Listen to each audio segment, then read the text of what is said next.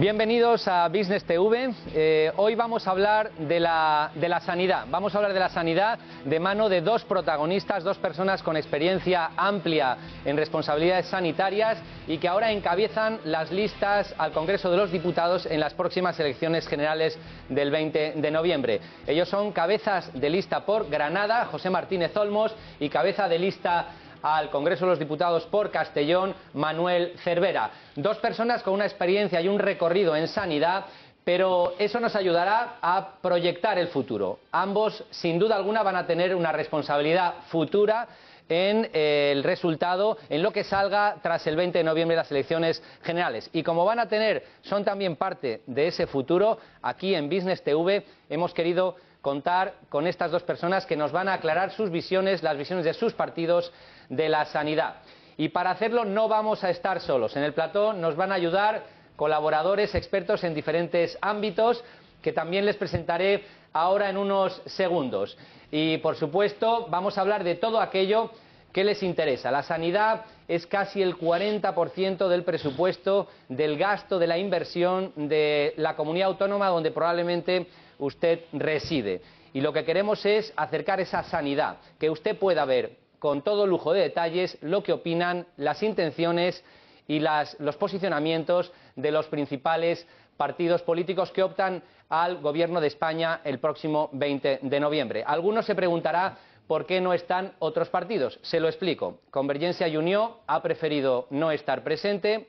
Si saben ustedes o si quieren saber la política sanitaria que quiere aplicar Convergencia y Unió, pues es fácil seguirla puesto que tienen el Gobierno de Cataluña. Y UPyD también ha sido invitada, pero prefiere no hablar. Me imagino que la sanidad no estará entre sus prioridades y preferirá hablar de otros temas quizá más rentables políticamente. Pero aquí están los dos partidos que sí quieren hablar de la sanidad, que sí tienen responsabilidades políticas y que se van a abrir para todos ustedes para que comprendan mejor sus posicionamientos. Se los presento a continuación sin más demora. Ellos son José Martínez Olmos, candidato cabeza de lista por Granada al Congreso de los Diputados. José, bienvenido. Bienvenido. Muchas gracias por la bienvenida y por la invitación. Gracias. Y está también con nosotros Manuel Cervera, candidato cabeza de lista por el Partido Popular al Congreso de los Diputados en Castellón. Manuel, bienvenido. Muchas gracias por la invitación a este programa. Nos acompaña en el plató, como les decía antes, Rafael García Gutiérrez, director general de la Asociación para el Autocuidado de la Salud. Rafael, bienvenido. Muchas gracias, buenos días. Y Juan Ignacio Eguaneche, que es vicepresidente de Ecofares. Juan Ignacio, bienvenido también. Buenos días, muchas gracias. Sabéis que sois los que nos vais a dar la oportunidad de completar y dialogar con los dos candidatos. Y para hacerles mucho más amenos e interesantes este debate sanitario, este debate sobre el estado de la sanidad, contaremos con Marián Viñas, que nos va a introducir en cada uno de los temas que a continuación veremos. ¿Verdad, Marián? Un saludo, Santiago, un saludo también para nuestros invitados. Gracias por acompañarnos en este primer debate sobre el estado de la sanidad y, por supuesto, un saludo también para todos los que nos siguen desde casa a través de Business Televisión.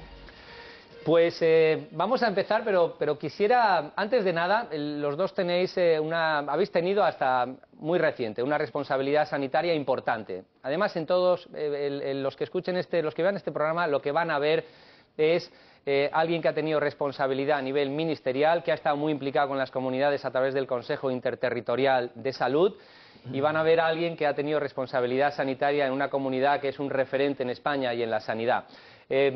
Lo que quizá algunos se esté preguntando es cómo vive alguien que acaba de dejar esa responsabilidad muy reciente, cómo vive la incorporación a una nueva experiencia que es para ambos, que es el incorporarse a una campaña al Congreso de los Diputados. José, ¿cómo lo ves?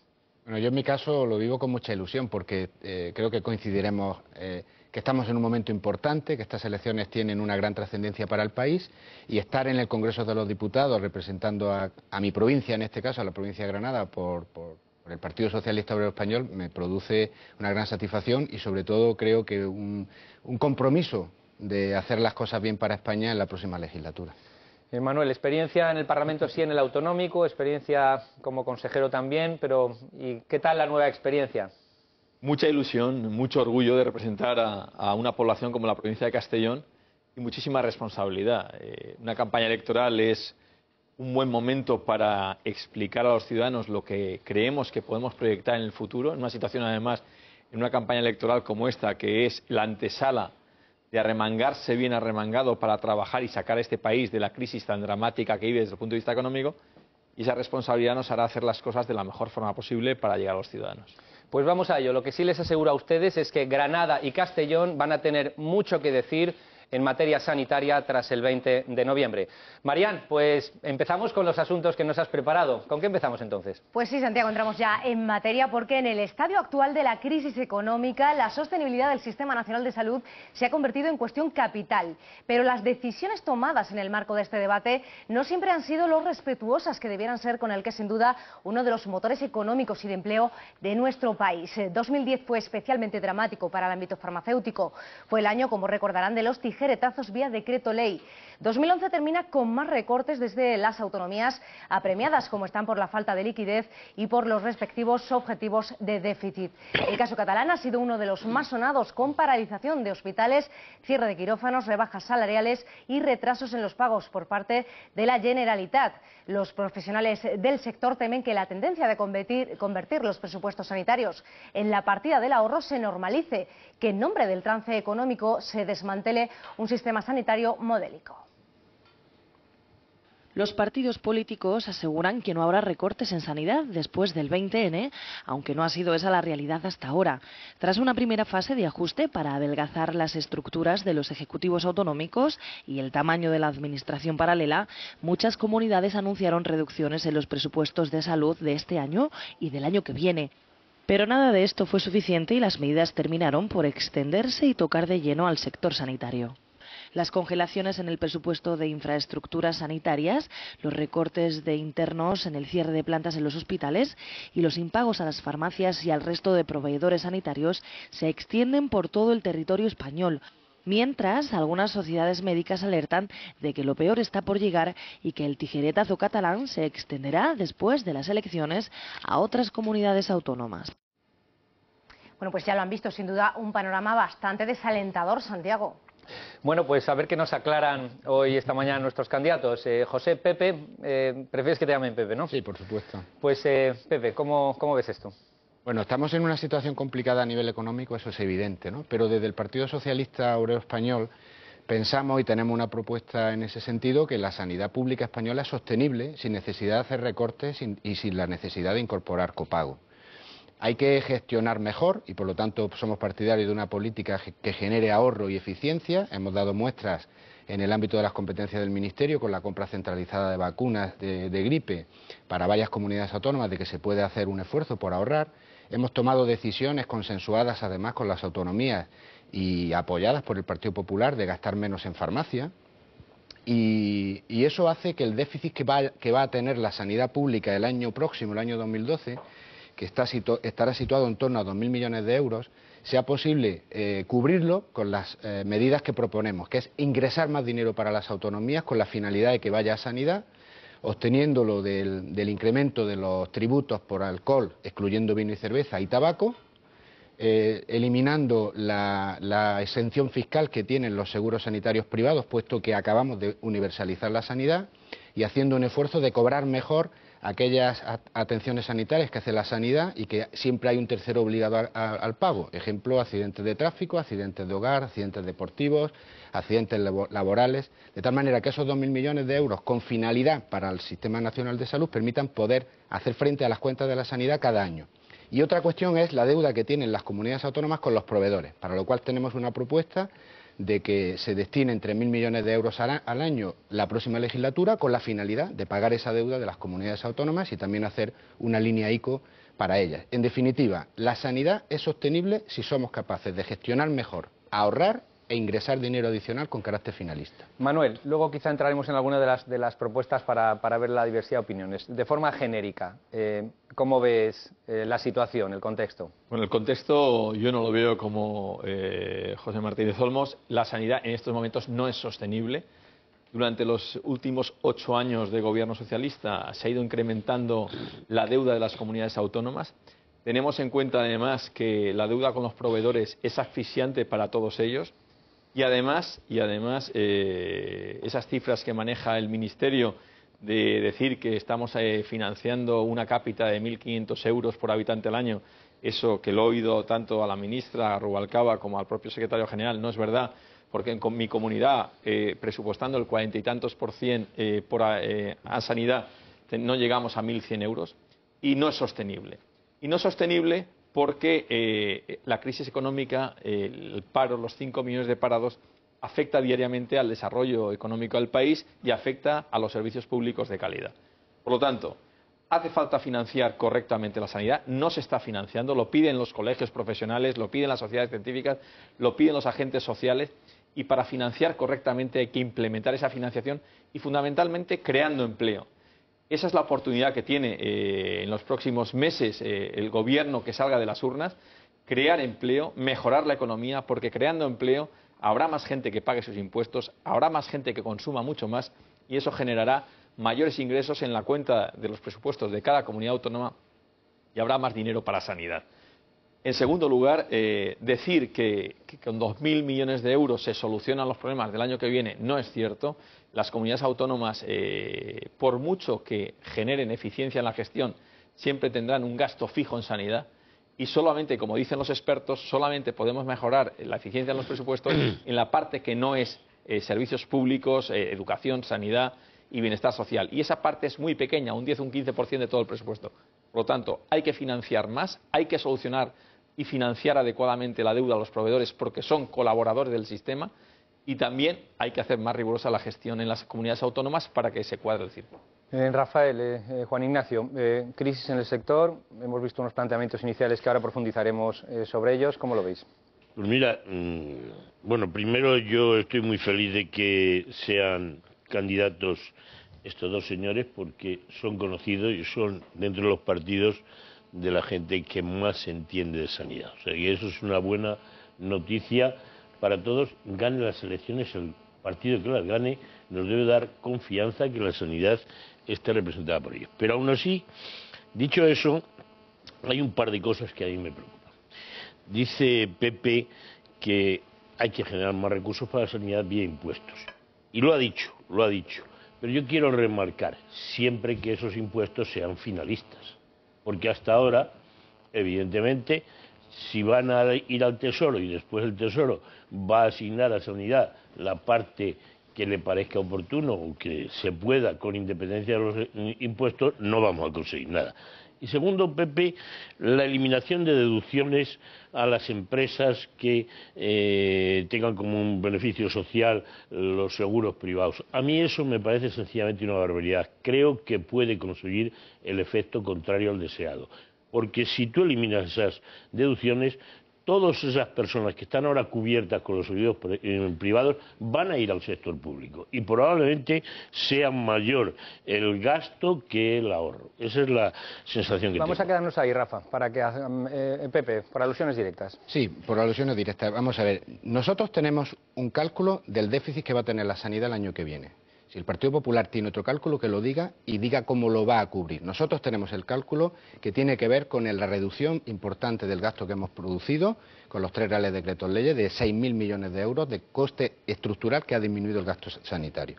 Y decimos, se tiene que inyectar dinero con carácter finalista para la sanidad. De los impuestos del tabaco y del alcohol, como antes he comentado, de la exención fiscal que le quiero comentar a Rafael. Son 350 millones de euros. Hay alrededor de 10 millones de pólizas de seguros privados. Son, redondeando, 35 euros al año. No se va a producir eso que dice. Pero en cualquier caso, es una propuesta concreta, con carácter finalista para la sanidad. Yo lo que me gustaría discutir es propuestas concretas con carácter finalista para la sanidad, porque luego voy a contar cuál es uno de los problemas que tiene la sanidad en cuanto a la financiación, que al no ser finalista, da como consecuencia que el dinero que transfiere el Estado a las comunidades autónomas con el objetivo de que sea para la sanidad, no siempre va a sanidad, y voy a dar cifras de ello. Esto lo explicaremos luego, Manuel. Bueno, creo que es una barbaridad el apartar o marginar la colaboración privada en una gestión de la sanidad pública. Es una auténtica barbaridad. Ningún país de Europa lo hace. Y eso nos lleva a políticas sanitarias de países que no cuentan en el mundo occidental, como puede ser la sanidad cubana. Es decir, no podemos castigar a los ciudadanos que optan por una sanidad con una prima de seguro privado, porque eso ayuda a colaborar a una sanidad pública de calidad. Debemos utilizar todos los recursos disponibles para dar sanidad pública, universal y gratuita a los ciudadanos españoles. Y no debemos castigar a las colaboraciones que permiten que esa sanidad sea de calidad. Y además, aquí hay criterios aleatorios, porque también he oído en el Ministerio y también he oído al Gobierno socialista decir, no estamos en contra de colaboraciones puntuales público-privadas. ¿A qué nos referimos? O sea, ¿está bien privatizar loterías? ¿Está bien privatizar aeropuertos? Eso, ¿quién marca el que esté bien y que no está bien? ¿Y está mal colaborar en la gestión pública de la sanidad con gestores privados que tengan conocimiento de ello? Yo creo que en estos momentos la situación actual del sistema sanitario español es tan grave, la financiación es tan delicada y la falta de recursos es tan importante que intentar pensar en que subir el tabaco y el alcohol, cuando además eso está comprobado científicamente, que lo que va a disminuir es el consumo de esos productos y una disminución de la recaudación, basar la sostenibilidad del sistema sanitario en un aumento de los impuestos al alcohol, al tabaco, o basarla en ahorrar 300 millones, cuando el gasto que se va a producir del trasvase de ciudadanos a la sanidad pública puede rondar los 2.000 o 3.000 millones de euros, es hacer cifras virtuales que luego no van a cuadrar las cuentas. Luego entraremos en algunos de los detalles que hemos comentado. Quisiera antes ver un poco la postura de la farmacia, de la distribución, del farmacéutico, en definitiva, con el contexto de los recortes y de la crisis en las que estamos inmersos. ¿Cómo afecta al sector, a la farmacia concretamente y a la distribución, Juan Ignacio? Ha afectado seriamente, ¿no? Es decir, llevamos 15 años en los cuales se han producido 27 medidas de contención del gasto farmacéutico. Algunos estudios indican que de estas 27 medidas solo 4 han dado resultado y son todas las que han incidido directamente en el precio del medicamento. Es decir, no estamos alterando ni mejorando la estructura del gasto farmacéutico, sino que simplemente estamos pagando menos por el medicamento, ¿no? Y yo creo que esto está tocando al final de la historia, ¿no? Los últimos decretos, los del año pasado, el 4 y el 8/2010 y el 9/2011, están haciendo muchísimo daño al sector. No ha salido el tema del finalismo. Yo creo que es algo que ya participamos todos, ¿no? Porque, por ejemplo, en el gasto farmacéutico es absolutamente curioso que en unas circunstancias del 10% de disminución del gasto durante este año, el 8%, el 9%, depende de las comunidades autónomas, no haya dinero para pagar. Es decir, se cumple con la reducción del gasto, pero no llega el dinero para pagar a las farmacias. Juan Ignacio, vamos a dejarlo aquí porque como vamos a pasar por algunos temas y no quiero que nos dejemos nada, vamos a dejar con esa queja de los recortes de las 27 medidas. Pero una cuestión, porque acaba de decir Juan Ignacio, todos estamos de acuerdo con el finalismo de los recursos para la sanidad. No es verdad. Al Partido Popular todavía no lo he oído decir que su propuesta es que los recursos que se pongan para la sanidad y los ahorros que se hagan en sanidad sean finalistas para la sanidad. No es verdad. Sin embargo, el Partido Socialista en su programa lo dice, lo ha dicho Rubalcaba, como compromiso concreto. Manuel, me has obligado a darle la palabra a Manuel. Y 30 segundos. Fíjese, si consideramos que los presupuestos deben ser finalistas en lo social, fíjese que en las comunidades autónomas, por ejemplo, la Comunidad Valenciana, más del 40% del presupuesto de total va a sanidad y hasta el 85% ya ha anunciado el consejero de Hacienda del 2012 el presupuesto será social. Por lo tanto, las comunidades del PP dedican prácticamente el 85% de su presupuesto a gasto social, dando la importancia que tienen los servicios públicos de calidad. Déjame que diga una cosa por Valencia, y la podremos discutir con más detalles si quiere el candidato del Partido Popular. Tengo los datos de los dineros que ha mandado el Ministerio a Valencia. Y hay, comparando con el cambio que ha habido un año de otro, del incremento, que siempre ha habido incremento hasta el último año, lógicamente por la crisis de gasto sanitario en Valencia, el año 2008, 107 millones de euros de los que mandamos no fueron al presupuesto de sanidad. El año 2007, 101 millones de euros, y así sucesivamente. Es decir, y no lo habéis hecho solo vosotros, lo han hecho prácticamente todas las comunidades autónomas. No se ha puesto todo el dinero en sanidad, no se ha puesto todo el dinero en sanidad porque el modelo de financiación no es finalista.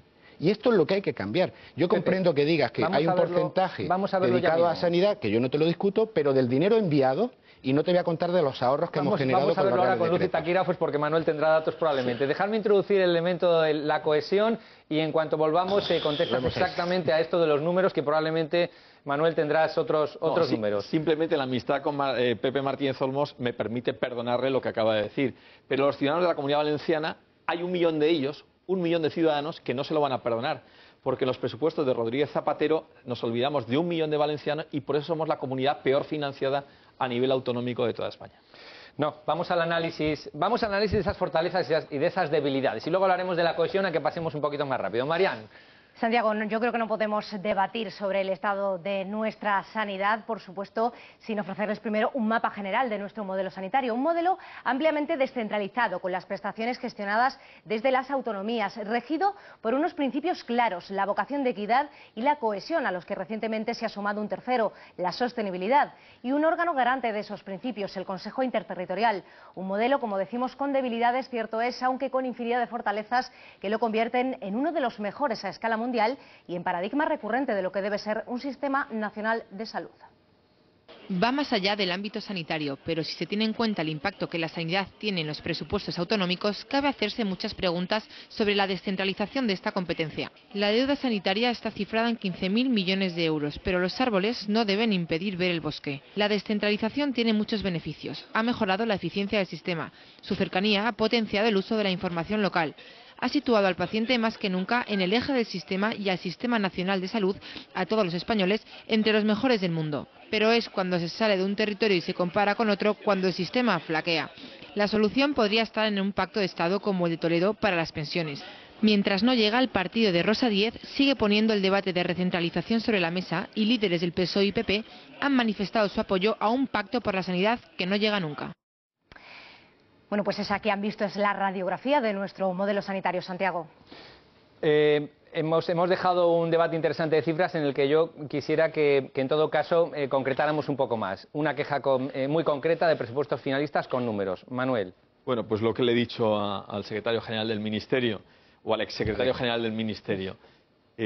No puede ser que por criterios que no conocemos haya comunidades autónomas que estén financiadas económicamente de una forma y otras que estén financiadas de otra. Y con una media de financiación que no ha crecido en los últimos años, cuando gobernaba el Partido Popular, la media per cápita pasó de 400 a prácticamente 1.000 euros. En estos momentos la media son 1.288 euros en el presupuesto de 2011. Prácticamente no ha crecido y claramente no ha crecido, como dicen las consultoras independientes y los informes que se han generado, no ha crecido suficiente para dar sostenibilidad a un sistema que está en grave riesgo. Hay que repetirlo, en grave riesgo. Y la otra parte del vídeo creo que sí que es interesante. Creo que el gobierno que salga de las urnas, estoy convencido que será un gobierno liderado por Mariano Rajoy, tiene la voluntad explícita de hacer un gran pacto nacional por la sanidad. Pacto que no han conseguido en la anterior legislatura el gobierno de Rodríguez Zapatero, pacto que es necesario, un pacto que saque la sanidad del debate político, un pacto entre gobierno y comunidades autónomas, y agentes sociales, y colectivos, y colegios, y sociedades, porque ese pacto ayudará, como pasó con el Pacto de Toledo, a sacar a la sanidad y a dejarla estable en el tiempo y garantizar un servicio público de calidad como el que tenemos ahora. Manuel, ¿se quejan los ciudadanos de la Comunidad Valenciana o los de Castellón, se quejan de que están infrafinanciados, de que per cápita hay menos dinero en Valencia? Absolutamente. Durante estos 8 últimos años, la Comunidad Valenciana ha contado como si fueran 4 millones de valencianos en vez de 5. Pero es que la Comunidad de Madrid también refiere que, y además los datos la avalan, de que 600.000 madrileños no cuentan a nivel de financiación autonómica.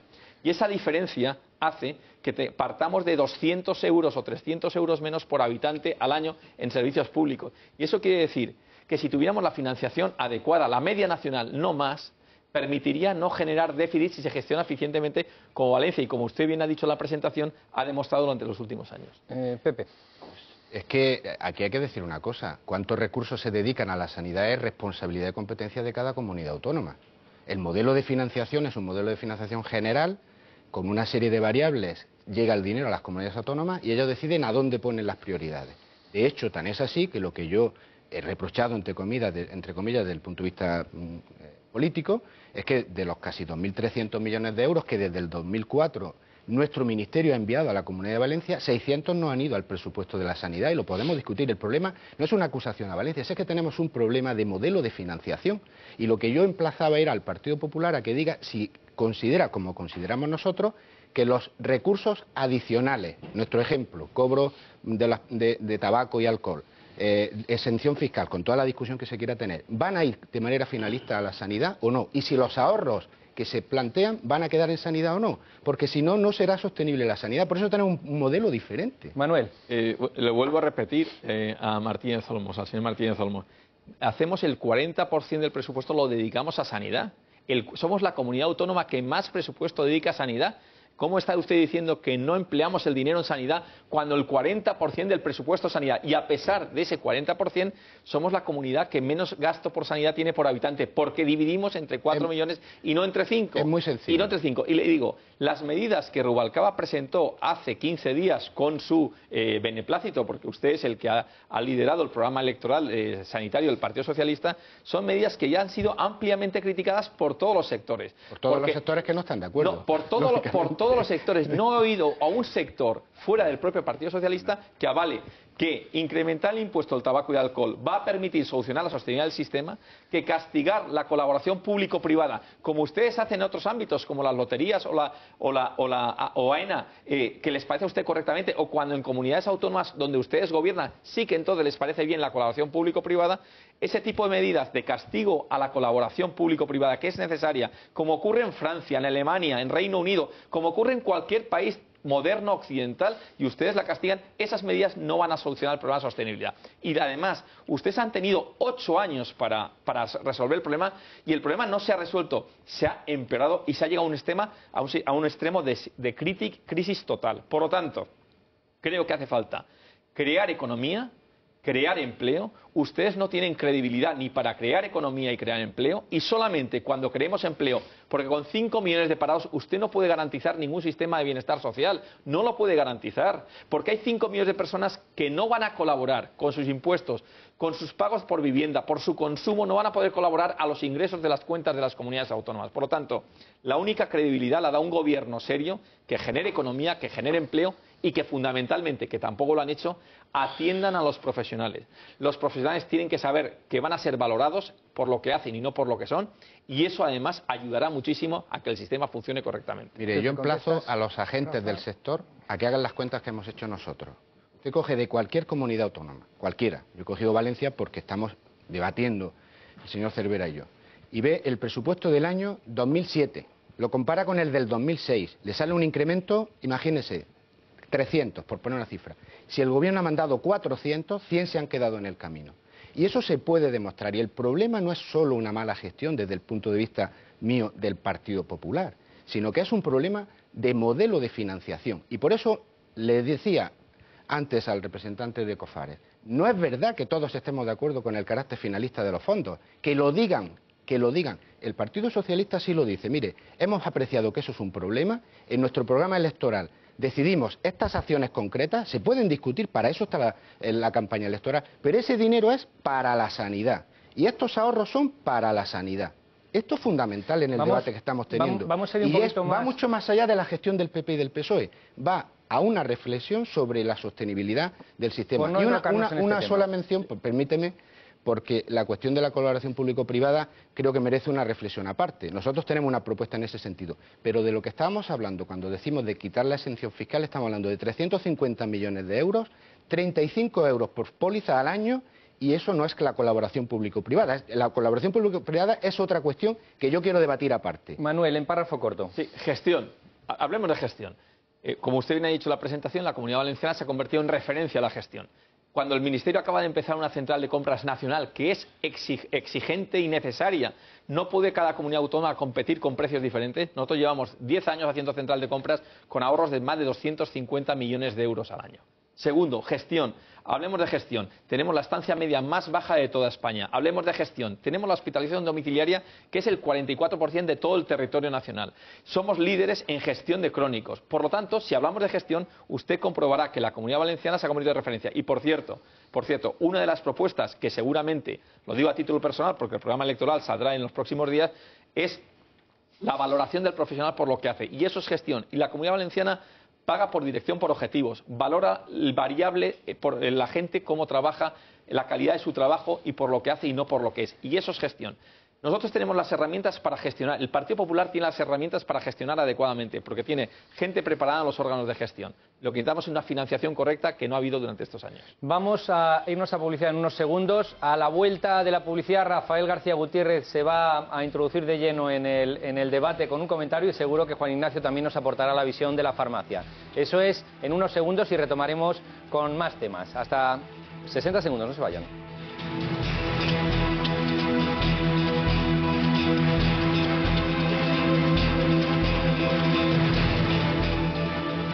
De regreso ya, después de estos segundos, vamos de lleno a la intervención de Rafael García Gutiérrez, que seguro que tenía que aportar algo en este debate de la sanidad. Rafael. Bueno, por primera vez en este plató yo no estoy aquí para debatir, estoy sencillamente para preguntar y para transmitir lo que pensamos los ciudadanos de a pie. Ese es el papel Algunos un de poco ellos. mío hoy. Bueno, naturalmente yo me represento solo a mí mismo. Hay un tema importante. De todo lo que yo he oído he llegado a una conclusión.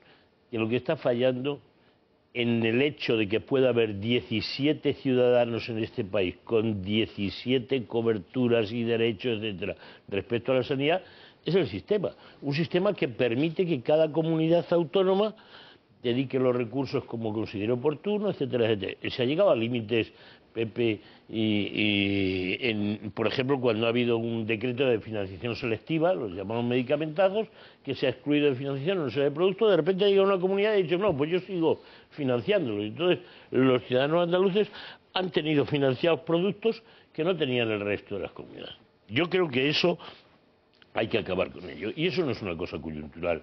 Eso es una cosa del sistema en sí, que es el que hay que modificar. Rafael, una de las preguntas es las 17 comunidades autónomas, la descentralización, lo digo por fijar un poco el debate, ¿no? Tu preocupación, la preocupación del sector del autocuidado, por ese tema en concreto, ¿no? Yo no había entrado en el autocuidado todavía. Yo lo que había entrado de forma genérica es que creo que tienen la responsabilidad con la sociedad española de llegar a un acuerdo, no utilizar en forma partidista ni electoralista el tema de la sanidad y llegar a un acuerdo por responsabilidad, porque es que sois responsables y vais a ser responsables de la sanidad, gane el partido que gane, en la oposición y en el gobierno, y tenéis la responsabilidad de llegar a un acuerdo para que los ciudadanos disfruten de los mismos derechos, vivan donde vivan en España. Rafael, vamos a aclarar esto, que es una pregunta importante. En su casa todos saben que en este sector desde hace muchos años se viene hablando de un pacto. Los grandes partidos, los dos principales partidos, siempre han sido muy favorables a un pacto que no llega. Y Rafael, entiendo yo que estás hablando de la necesidad, y más en el contexto actual, de que se cree ese gran pacto que implica a los dos grandes partidos. Si están pues vamos a ver dispuestos. qué piensan nuestros candidatos. Manuel. Bueno, el pacto lo llevamos pidiendo desde hace muchos años, desde que el ministro Bernat Soria, luego Trinidad Jiménez y luego con Leire Pajín. Un pacto que despolitice la sanidad. Lo pusimos en la introducción las comunidades autónomas del Partido Popular, porque el patrimonio que supone la sanidad para todos los españoles es evidente. Es bueno que hayan 17 comunidades autónomas y que la sanidad esté descentralizada. Ayuda muchísimo a conocer los problemas diariamente y cercanamente al ciudadano. Es bueno. Lo que no tiene sentido, y eso lo ha permitido el gobierno socialista, es que un niño asturiano tenga un calendario vacunal distinto a un niño de Cantabria. Eso no se puede entender. Y tampoco es bueno, y tampoco tiene sentido común, que una guardia se pague en Guadalajara distinto que en Madrid o en Cuenca distinto que en Valencia. Eso tampoco tiene sentido común. Debe haber un Ministerio de Sanidad potente. Un Ministerio de Sanidad que coordine a las comunidades autónomas y que marque políticas comunes. Una cartera de servicios común para todas las comunidades autónomas. Y despolitizar la sanidad. Eso es muy importante. Pero quien fue primero quien politizó la sanidad fue el gobierno del Partido Socialista. Yo quiero recordar a María Teresa Fernández de la Vega, en una rueda de prensa un viernes después del Consejo de Ministros, hablar como logro histórico político la vacuna del cáncer de cérvix para las niñas de españolas. Eso no se puede vender como un logro político. Y quiero recordar también al ministro Soria hablando del plan de salud bucodental como otro logro político. Por lo tanto, 17 comunidades autónomas que funcionen bien. En la gripe A se demostró que eran 17 laboratorios donde acercó la sanidad a los ciudadanos, pero homogeneidad en factores estratégicos de la sociedad del sistema, como es cartera de servicios, calendario vacunal, política de recursos humanos, con un gobierno y un ministerio potente que coordine de forma sensata a las comunidades autónomas. Y despolitizar la sanidad y no conseguir logros que son logros de los ciudadanos como si fueran logros partidistas de un propio gobierno. Pacto, Pepe, ¿qué piensas del pacto? ¿Qué piensas de todo esto? Yo soy una persona de diálogo, el Partido Socialista es también un partido de diálogo. Hemos sido capaces de llegar a acuerdos en el Consejo Interterritorial. El 18 de marzo de 2010 logramos un acuerdo muy importante con las comunidades autónomas. Desgraciadamente no se ha conseguido el pacto de Estado y eso es culpa de todos los que dialogan. No hay que culpabilizar solo a una parte.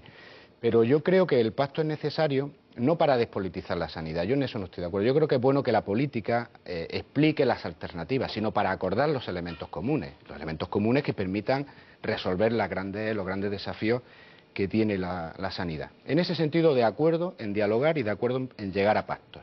Ahora, lo que yo no puedo aceptar es que las decisiones que toman las autonomías en el marco de sus competencias se le eche la culpa al Ministerio, porque creo que engañamos a los ciudadanos sin querer. Es decir, no se trata solo de coordinar.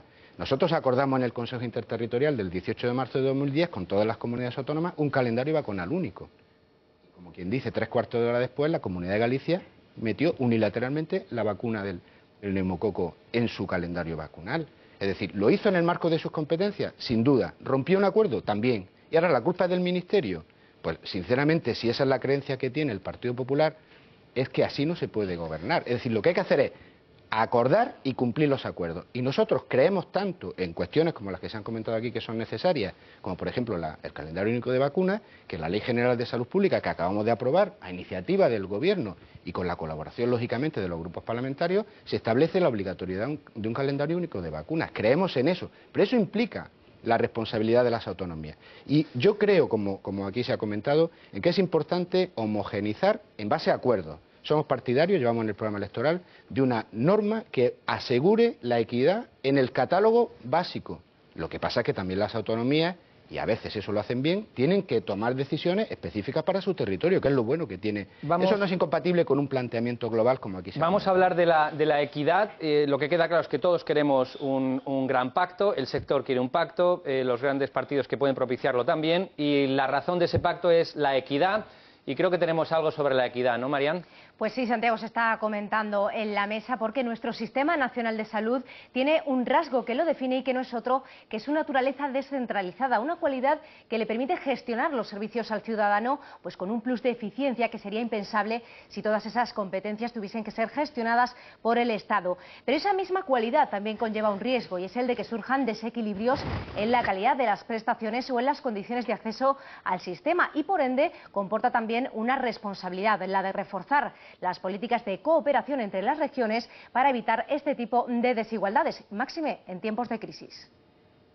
Cuando se habla de un sistema nacional de salud, se habla de un sistema que está por encima de cualquier iniciativa autonómica, a pesar de que las competencias estén transferidas. Sin embargo, la cohesión salta por los aires cuando se adoptan medidas que acaban imponiendo fronteras y generando desigualdades entre los ciudadanos. Ideas como ampliar la cartera de servicios o modificar el calendario vacunal dieron paso en los últimos meses a iniciativas de recorte que a la larga han generado nuevas diferencias entre los pacientes españoles. La única manera de asegurar la cohesión del sistema es actuar con responsabilidad. La gestión de la gripe A, donde las comunidades decidieron ceder al Ministerio parte de sus competencias, sigue siendo hasta la fecha el mejor ejemplo de coordinación que han dado las administraciones en los últimos años. Bueno, pues difícil equilibrio, que duda cabe el de preservar la excelencia en el servicio sin perturbar la universalidad en el acceso ni la propia unidad del sistema. Santiago. Manuel, ¿qué opinas? Por eso decía antes lo de un ministerio potente y fuerte capaz de coordinar. Efectivamente, no tiene sentido que ciudadanos de una comunidad tengan una utilización de quirófanos diferente en horas que otra comunidad autónoma, o que la morbilidad de algún tipo de enfermedad sea diferente si estamos hablando de una comunidad o hablamos de otra, ¿no? Y cómo no, lo que he mencionado previamente, diferentes calendarios vacunales, diferentes remuneraciones a los profesionales y competencia entre comunidades autónomas a ver quién tiene más servicios de referencia. Creo que hay que aplicar el sentido común. Creo que en una época de crisis económica como la actual, que es una crisis económica dramática que está viviendo este país, una mala gestión de medidas desde el principio, porque no tenemos la misma crisis económica que tienen los países del entorno, nos estamos poniendo en el furgón de cola y en ese momento que estamos en el furgón de cola ponemos en riesgo el sistema de bienestar social, el sistema sanitario público, que hasta el momento, hasta los últimos años, era uno de los 5 mejores sistemas sanitarios del mundo, y hay que poner sentido común y normalizar las relaciones entre las comunidades autónomas. Con sentido común. No hace falta tener centros de referencia en cada esquina. No hace falta competir a ver quién hace más número de trasplantes, sino que hace falta que tengamos capacidad para poder hacer trasplantes a todos los ciudadanos que lo requieran. Hace falta tener capacidad para atender a los ciudadanos en el mejor momento posible, pero independientemente del sitio que se les atienda. Y eso hace falta con coordinación y con sentido común. Porque ahora ya no vale la situación en la que cada uno tiene que ir por su lado. No vale, porque cada comunidad autónoma está pasándolo mal en estos momentos. Manuel, vamos a intentar ver el vaso medio lleno. Hay un ejemplo muy concreto que le hemos visto en la presentación de Marian, que es el ejemplo de la gripe A. ¿Qué ocurrió en la gripe A para que realmente los ciudadanos vieran una actuación conjunta? ¿Es un asunto relacionado con la gravedad de la situación? ¿Fue la voluntad política, vamos a decir, de los que facilitaron eso? Pepe, tú lo viviste en primera persona. ¿Qué ocurrió para que se produjera un mini pacto, en este caso, con un tema tan sensible y tan importante como era la posible pandemia de gripe A? Bueno, yo creo que fue un magnífico ejemplo de cooperación institucional, de respeto mutuo y de sentido de Estado de todos los dirigentes de la Administración Sanitaria española. Y sin tener que cambiar ninguna norma en cuanto a competencias, ¿no? Yo creo que fue un magnífico ejemplo de colaboración que abre vía para otros ejemplos en el futuro. Yo creo que en ese sentido se puede lanzar un mensaje positivo. Creo que España tiene suficiente madurez en los dirigentes políticos y, sobre todo, muy buenos profesionales, en este caso que hablamos de la gripe A, de salud pública, que permitieron dar una respuesta que garantizó a la ciudadanía la solidez en la respuesta sanitaria a una situación que al principio era fundamentalmente una situación con mucha incertidumbre. De todas maneras, no quiero dejar de referirme a que el señor Cervera hace mención a una cuestión con la que estamos de acuerdo y que hemos practicado. Hemos nominado juntos en el Consejo Interterritorial 130 unidades de referencia del Sistema Nacional de Salud a iniciativa del Ministerio, con la colaboración que hay que agradecer de todas las comunidades autónomas y que hoy permite que con el Fondo de Cohesión pacientes que tienen que ser atendidos fuera de su comunidad autónoma en ese tipo de unidades para trasplantes fundamentalmente, pero también para enfermedades raras, no tengan que exigir que esté en su comunidad autónoma un servicio que por la complejidad tecnológica o por la dificultad de la enfermedad, por su rareza, no le daría calidad en la atención. Ese es un camino que hay que seguir, pero lo reivindico como responsable del ministerio que fui, que lideré con ellos, también con Manuel Cervera, el camino en el que tenemos que continuar. Por lo tanto, lo que no me gustaría es que por razones de estar en las elecciones nos reproche cosas que hemos hecho además. Diga usted que la va a hacer si gobierna con más intensidad si cabe, pero no niegue una realidad en la que hemos formado parte y hemos liderado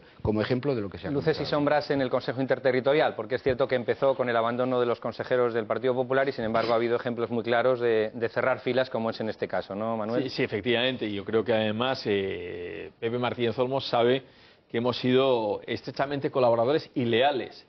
Y en ningún momento en los últimos años, tanto con la ministra Trinidad Jiménez como con Leire Pajín, hemos utilizado el debate sanitario para recriminar al Ministerio de Sanidad temas que además no dependían directamente del Ministerio de Sanidad, sino que depende de la estructura económica de un gobierno de España, ¿no?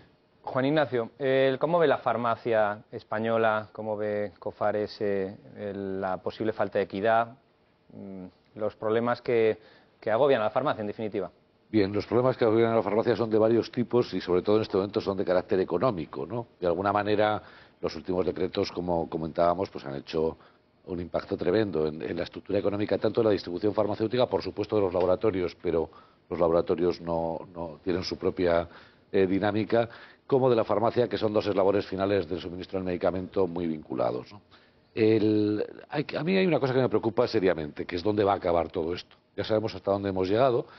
Desde el año 2000 aproximadamente hay un consenso generalizado de que hay que contener el gasto farmacéutico, de que hay que contener el gasto sanitario en general.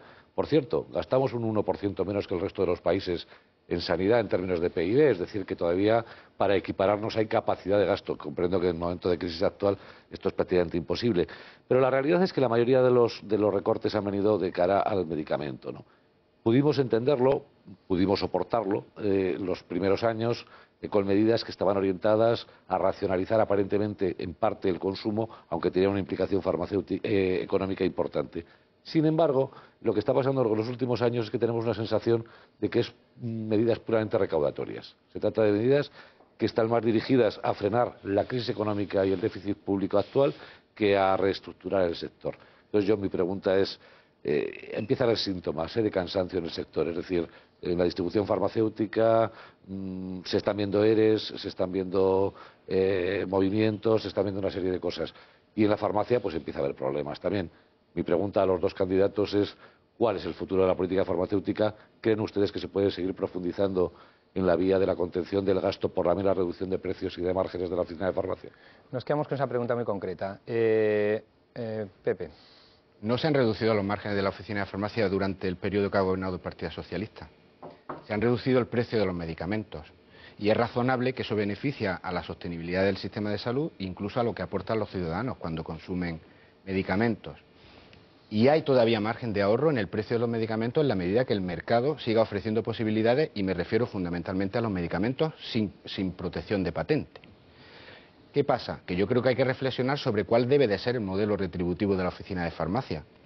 Porque yo puedo entender que la farmacia crea que las medidas que hemos adoptado, con el apoyo del Partido Popular, por cierto, porque son razonables, van en contra de la farmacia y no, van a buscar el mejor precio del medicamento para que nos cueste lo menos posible.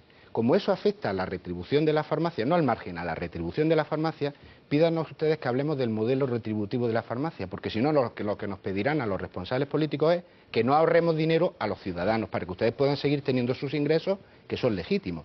Creo que hay que abrir el debate sobre el modelo retributivo de la farmacia con tranquilidad, con visión estratégica para poder hacerlo y de camino a hacer compatible una retribución adecuada a la farmacia con el mayor ahorro posible a las arcas públicas cuando se compran medicamentos sin patente. Manuel.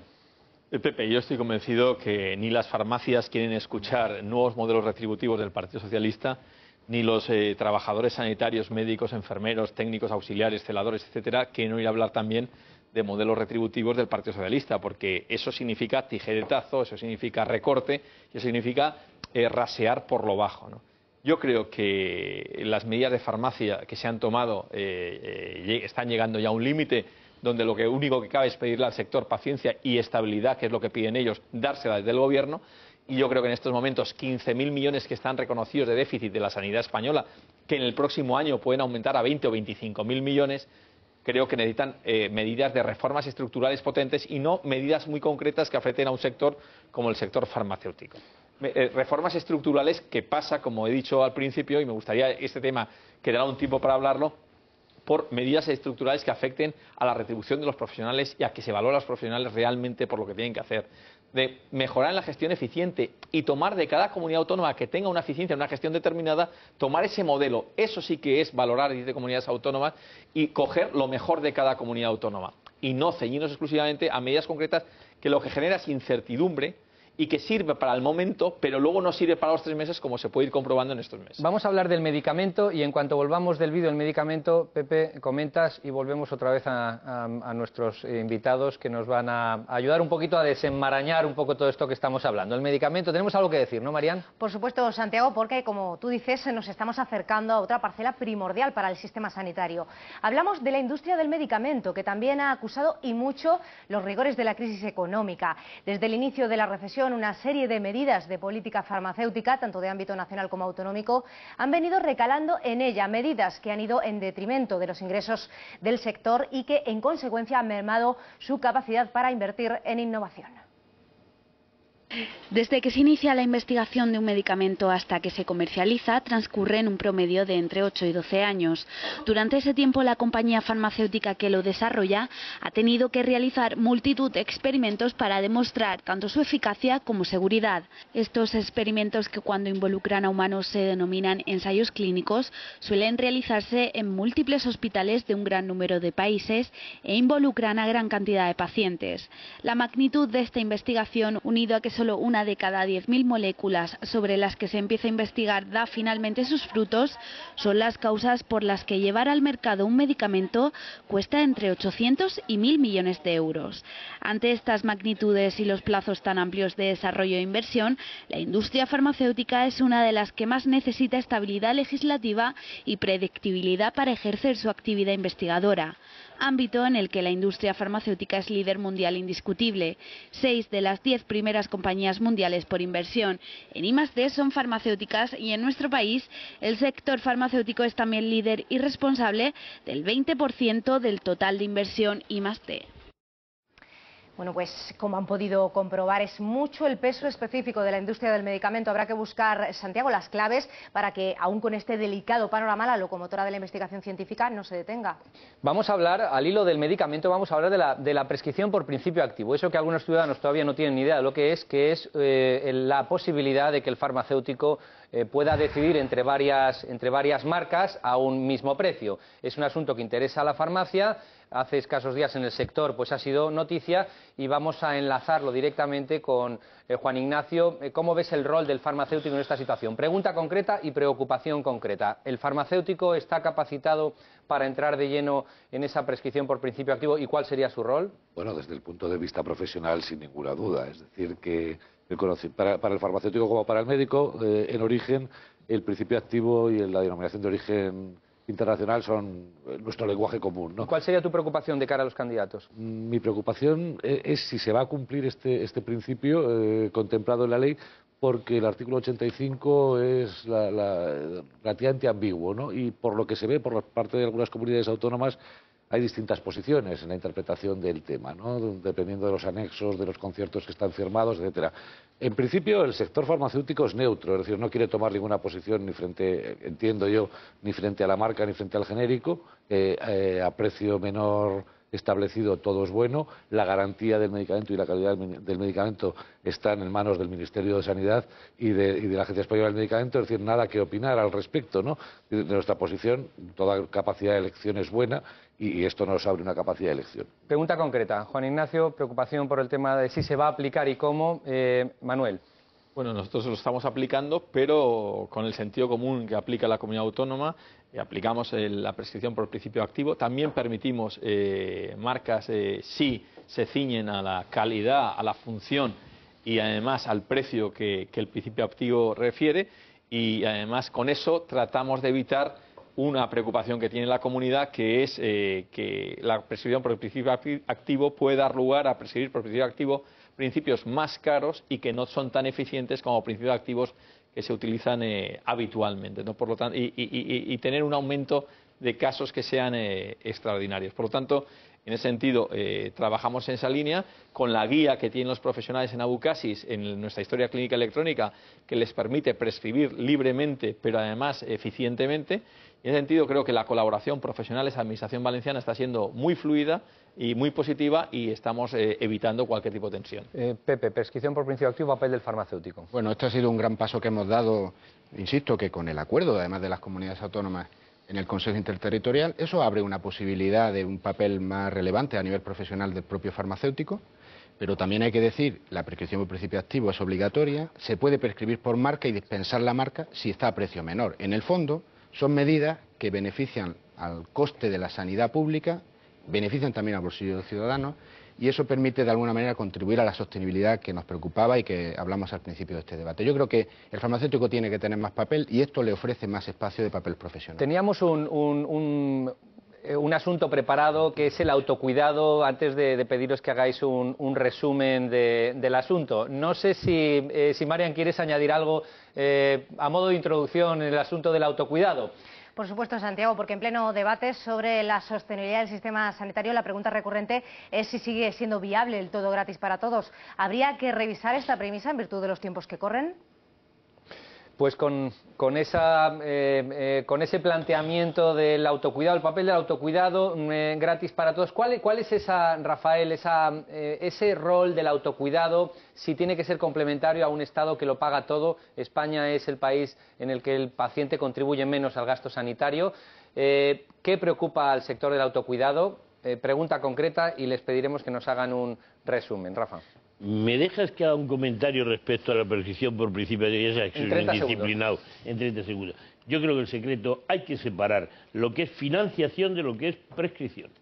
Entonces, la prescripción por principio activo, y lo dejo ahí, en mi opinión, tiene un riesgo para la adherencia del paciente. Permite que a un viejecito hipertenso cada día que le receten le den un color distinto a las pastillas. Los señores saben la trascendencia que eso tiene. Financie usted lo que sea. Yendo al autocuidado. No puede ser, lo ha dicho en la introducción, no puede ser que queramos, pues no sé, financiar 70 millones al año de lágrimas artificiales y después tengamos que poner para una operación de cataratas un montón de meses en lista de espera a la gente. Hay una serie de medicamentos que no son esenciales, que tienen que ser financiados por el propio individuo para que queden recursos suficientes al sistema para atender temas más graves. Me gustaría una alusión directa a esto del autocuidado, porque actos seguidos voy a pedir que hagáis un resumen breve de vuestra opinión y el planteamiento general. Manuel. Creo que la gripe A fue una buena oportunidad de enseñarle al ciudadano con tecnologías de la información y comunicación cómo se tenía que cuidar y evaluar. Con el apoyo de las sociedades científicas demostramos que éramos comunidades autónomas modernas y que el ciudadano tenía interés en saber cómo se encontraba y cómo podía cuidarse, y eso lo estamos implementando también en algunas comunidades autónomas con los cuidados de los enfermos crónicos. Los enfermos crónicos, el futuro pasa por la autoevaluación, el autocuidado, con las herramientas que le podamos ir dando, y que el servicio sanitario, los enfermeros y los médicos controlen a los pacientes a distancia para que solamente eviten que se enfermen, eviten que se descompensen y solamente actuar en aquellos casos donde se descompensa o se enferma. Pepe, a modo de conclusión. Bueno, yo creo que es una línea a trabajar. Lógicamente, cuanta más posibilidad tenga el paciente de definir con buen criterio sobre su salud, estaremos contribuyendo a un beneficio para él y a un alivio para el propio sistema público de salud. Esa es una línea de trabajo que hay que desarrollar, siempre cuidando que quienes más lo necesitan no se queden descubiertos de sus necesidades. Y en esa línea comparto la reflexión que ha hecho Manuel Cervera, porque su comunidad y otras estamos trabajando desde un ámbito coordinado en procurar avanzar en esa dirección. Marian, nos vamos. ¿Qué te ha parecido? Pues yo creo que ha estado bastante completo, Santiago, y desde luego con los meses que se avecinan vamos a tener que tomar el pulso en más de una ocasión a la sanidad y en más de dos. Muchas gracias a nuestros invitados por acompañarnos y, por supuesto, a todos ustedes por su confianza. Así ha sido, así es la sanidad, así es la visión del representante, del cabeza de lista por el Partido Popular de Castellón, Manuel Cervera, y así es la visión del representante, del cabeza de lista por Granada, José Martínez Olmos, que además responsable directo del programa sanitario. Desde luego hemos entrado en muchos temas con la colaboración de Rafael y de Juan Ignacio. Abrimos Business TV para futuros debates. Sin duda alguna esto habrá arrojado un poco más de luz en este complejo mundo sanitario. Aquí estaremos para contárselo. Hasta entonces, gracias a nuestros invitados, gracias a todos los que habéis colaborado. María, muchas gracias. Nos vemos la próxima vez aquí en Business TV.